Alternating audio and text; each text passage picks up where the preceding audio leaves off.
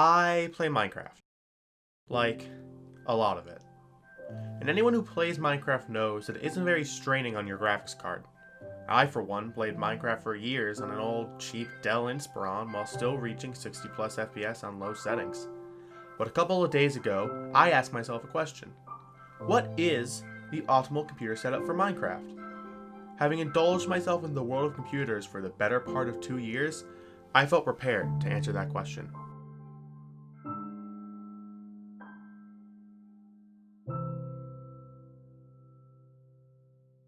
Also, if you're new to this channel, please consider subscribing. This video has taken a lot of time, so it'd be greatly appreciated. It's free, and you can always unsubscribe if you change your mind. Enjoy the video! But before we can answer the question at hand, we need to set up some prerequisites. First, we need to find the most common monitor refresh rate. The reason for this is that the refresh rate of a monitor directly correlates to the FPS of a computer. Once we find the most common refresh rate, we also find the target FPS the computer has to hit. As an example, 240 FPS runs smoothest with a monitor with a 240 Hz refresh rate. While the most commonly used refresh rate is 60 Hz, 144 Hz is used by many competitive players. For the sake of versatility, I decided to make two parts lists, one for each refresh rate.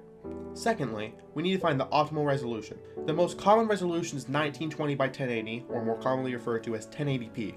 For the sake of upgradability, however, I'll be using 4K as the target resolution. This will negate any computer bottlenecks should you decide to upgrade your monitor in the future. As a side note, because of the large shortages of stock on many computer components at the time of recording, the prices shown will be the product's MSRP when available. Now that we've decided the FPS each computer needs to hit at 4K, let's discuss the requirements for each system. Each computer must be able to run the latest update of Minecraft, 1.16.4, with Optifine at high settings and reaches target FPS at 4K. This ensures that even with the monitor upgrade, the system will be able to run the target FPS. The computer must also be composed of entirely new parts that are still in production and be from a reliable brand. The system will receive bonus points for running near their target frame rate with shaders enabled at 1080p and being able to record the gameplay at a resolution of 1080p at 60 FPS. Now that the system requirements have been discussed, we'll move on to the parts lists. But before we do that, I would like to make a quick disclaimer. All parts chosen in this video are entirely my own opinion. If you feel that there's a better deal to be had, by all means, leave it in the comment section. I'll be reading through there, so if you see any good deals, I'll be sure to respond to them. Starting with the 60 plus FPS computer, the CPU I choose is the AMD Ryzen 3 3100 with an MSRP of $100. With a base clock of 3.8 GHz and a boost clock of 3.9 GHz, this CPU offers incredible performance for the price. Also, if you have extra cash to spend, consider the Ryzen 3 3300X, which has an MSRP of $120. When it comes to selecting the motherboard, the choice you make really depends on what features you value. The main feature we will focus on in this video is Wi-Fi. If you want Wi-Fi, the motherboard you should consider is the MSI B550M Pro VDH Wi-Fi, which is currently priced at $112.98. This motherboard provides Wi-Fi 5 built-in and provides ample room for a CPU upgrade down the line. For those who run Ethernet, the motherboard to consider is the Gigabyte B550M Aorus Pro P, currently priced at $130. While being slightly more expensive than the Wi-Fi variant, the Gigabyte Aorus Pro P provides a better upgrade path and a more stable overclock should you choose to overclock the Ryzen 3 3100. Next up is RAM. I would recommend the G.Skill Ripjaws V 16GB 3200 speed kit, currently priced at $70. This RAM provides a fast speed of 3200 MHz and is very cheap for the performance it delivers. It can also easily be overclocked at 3600 MHz in your motherboard's BIOS. For storage, once again, what you choose is up to preference. You could choose to get 512GB of storage, which would save you money but likely result in an upgrade in storage later, or you could get a 1TB SSD, which would cost you more but also last longer. I decided to exclude NVMe SSDs from this parts list for price reasons, but also because it shouldn't affect the performance of the computer whilst playing Minecraft. If you choose to get 512GB of storage, I suggest the Samsung 860 EVO 500GB SSD, priced currently at $55. This SSD provides very fast read-write speeds for the price and has DRAM, a feature that usually isn't seen much in this price range. For 1TB of storage, I suggest the Crucial MX500 1TB SSD, priced currently at $90. This SSD is on par with its Samsung alternative in read-write performance, but costs $20 less, making it a great pick for an SSD. For the graphics card, I chose the AMD RX 570 4GB model with a price of $145. The RX 570 will deliver the performance needed to meet the requirements of this system at a good price. For the power supply, I would choose the EVGA BR80 Plus 600W ATX power supply, priced currently at $63. This power supply delivers good performance and provides good room for a GPU upgrade down the line. A cheaper option is the EVGA BR80 Plus Bronze 500W ATX power supply, priced currently at $55. This power supply provides less room for upgrades, but is still a good choice for its price. The case I would recommend is the Cooler Master Masterbox MB311L ARGB, currently priced at $60. This case provides a power supply shroud, a tempered glass side panel, and a front mesh panel with 2 pre-installed fans, which should provide decent airflow out of the box, not to mention that it supports the form factor of the motherboard. When adding the prices of each of these components, the price range of the 60 plus FPS computer adds up to a price range of $597.93 to $677.95. Now that I've shown you the parts list, let's take a look at the expected performance.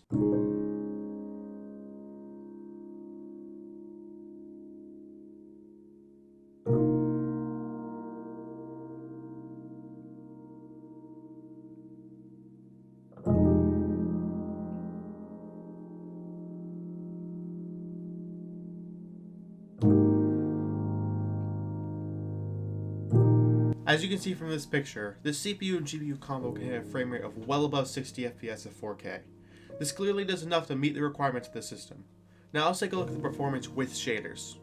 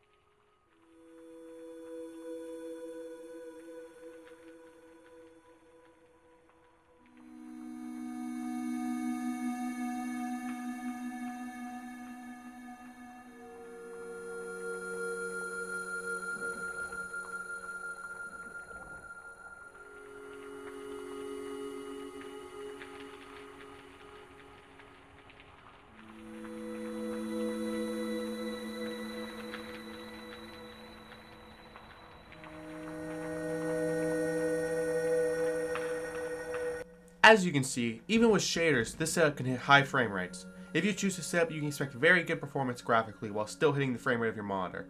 The speed of the computer might also warrant a monitor upgrade should you choose to do so.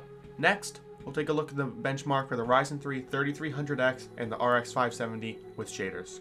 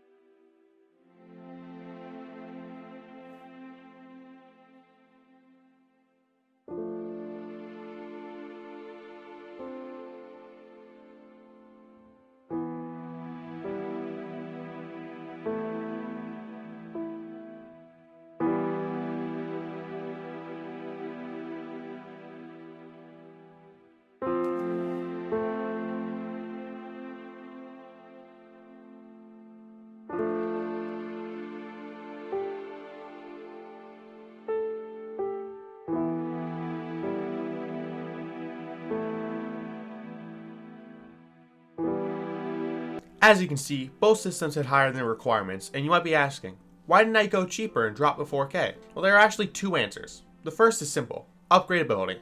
If I create a system that can easily run 60 FPS at 1080p, but struggles at 1440p and 4K, if I wanted to upgrade my monitor to one with a higher resolution, I would also have to upgrade the specs of the computer itself in order to have a smooth experience. The second answer is that most CPUs and graphics cards that are 2 or 3 generations old end up being put out of production.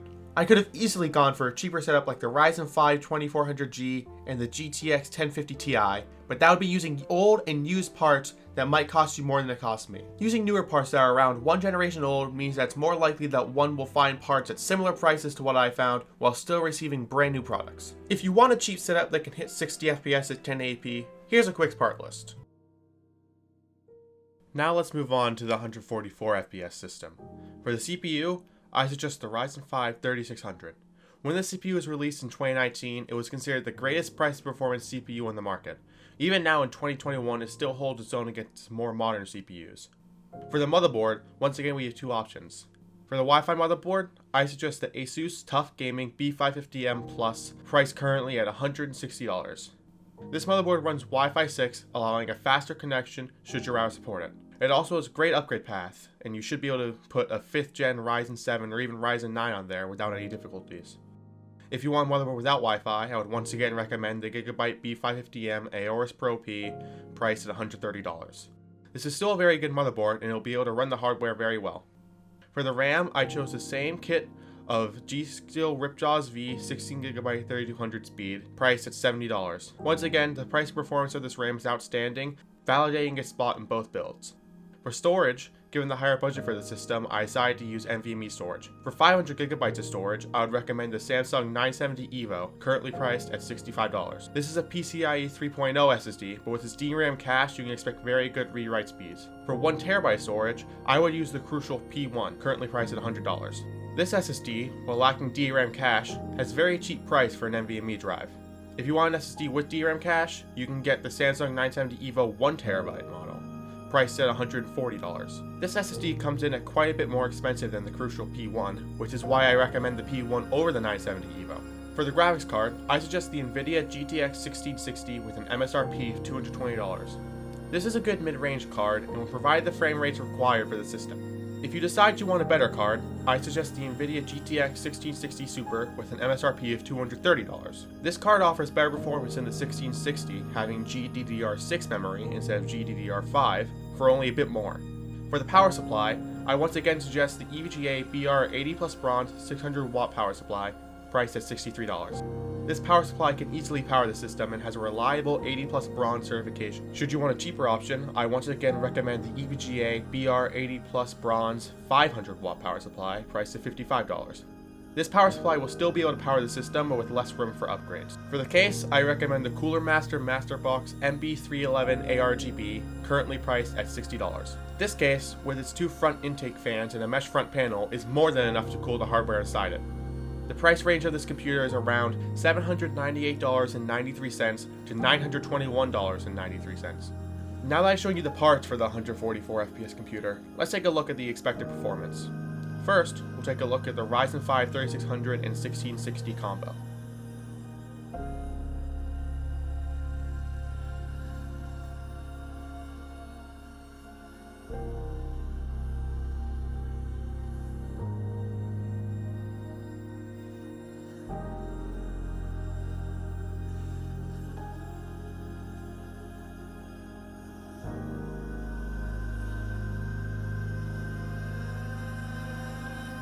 As you can see, this system can hit well above 144 FPS at 4K.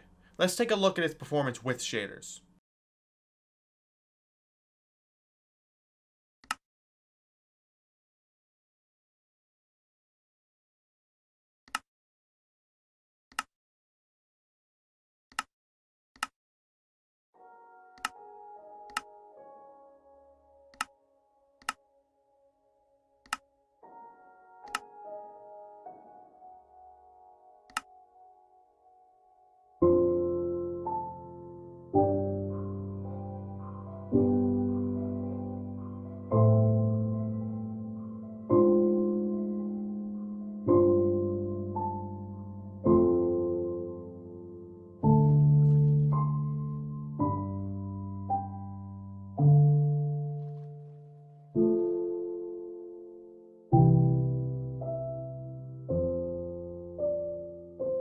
This system is more than powerful enough to run Minecraft with shaders at 1080p.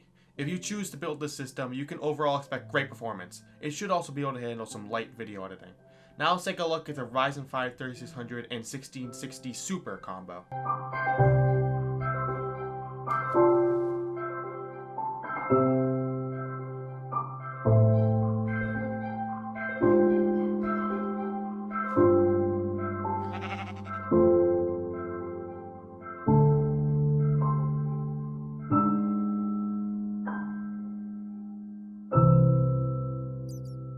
As you can see, this system is very powerful and can hit well above 4K without shaders. Now let's take a look at it with shaders.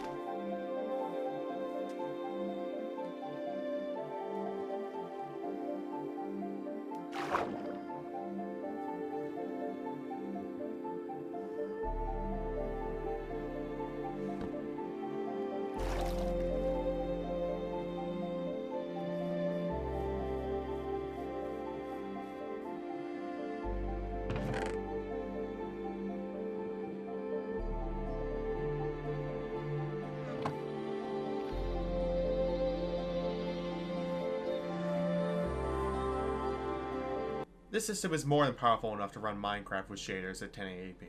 If you choose to build this system, you can expect very good performance. So that's really it for this video. I had a lot of fun making this, so if you enjoyed, please consider subscribing. It's free, you can always unsubscribe later. Also, leave a comment below on what revisions you would make to these parts lists. I hope you all enjoyed, and I'll see you all in the next video.